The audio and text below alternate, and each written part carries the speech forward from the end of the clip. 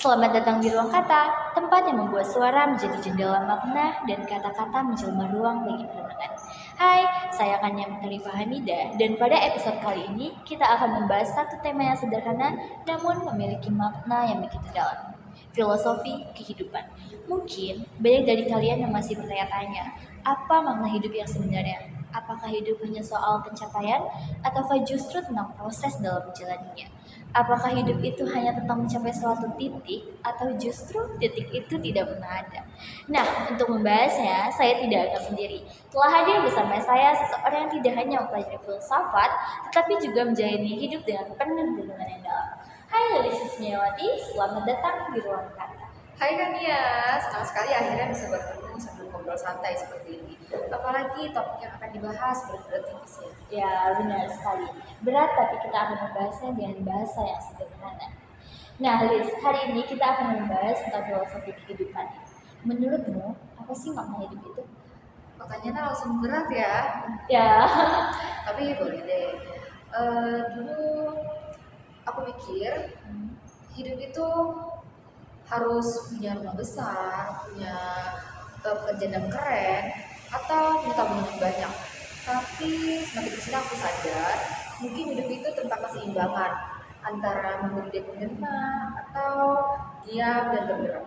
eh, jadi makna hidup versimu adalah tentang proses dalam menjalankannya, bukan tentang tujuan besar tersebut. Benar sekali, karena kita tuh terlalu fokus dengan hasil daripada proses. Misalnya, eh, kamu liburan ke Jepang, kamu liburannya tuh ke Gunung Fuji.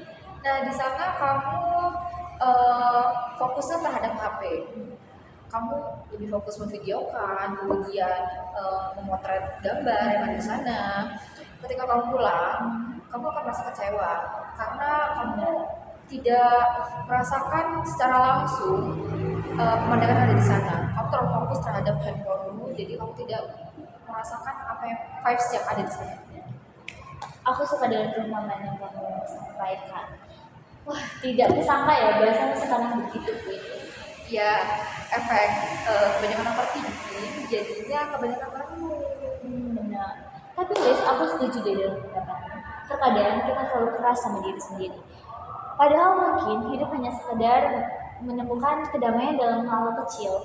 Misalnya mendengarkan musik, melakukan percakapan dengan orang yang kita sayangi, atau bahkan bisa bernafas dengan lega hari ini. Benar sekali. Aku pernah baca kutipan filsuf Jepang, namanya Kenmogi. Dia berkata, hidup itu tidak selalu spektakuler, tapi ia bisa sesederhana rasa syukur di pagi hari. Benar.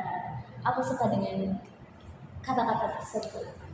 Jadi Liz, dari apa yang baru saja kamu sampaikan, boleh tidak sih disimpulkan makna hidup yang sebenarnya tanpa berfokus pada tujuan akhir tersebut? Mungkin hadir di setiap momen, dan jangan terlalu mengejar masa depan, dan juga jangan terlalu terjebak di masa lalu. Jadi cukup hadir di masa kini atau sekarang, dan jangan lupa juga untuk selalu bersyukur, karena bersyukur itu kunci kehidupan. Benar.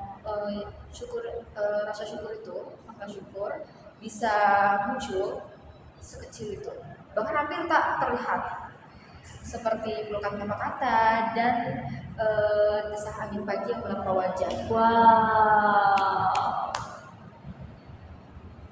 Makasih banyak Lilis untuk percakapan yang begitu hangat ini. Semoga sobat Ruang Kata tidak akan lagi merasa sendirian.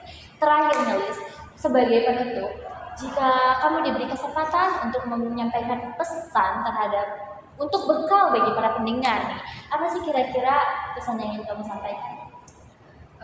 Dari aku, hiduplah seperti air. Air itu tenang, mengalir dan memberi kehidupan, tapi tidak terlihat megah.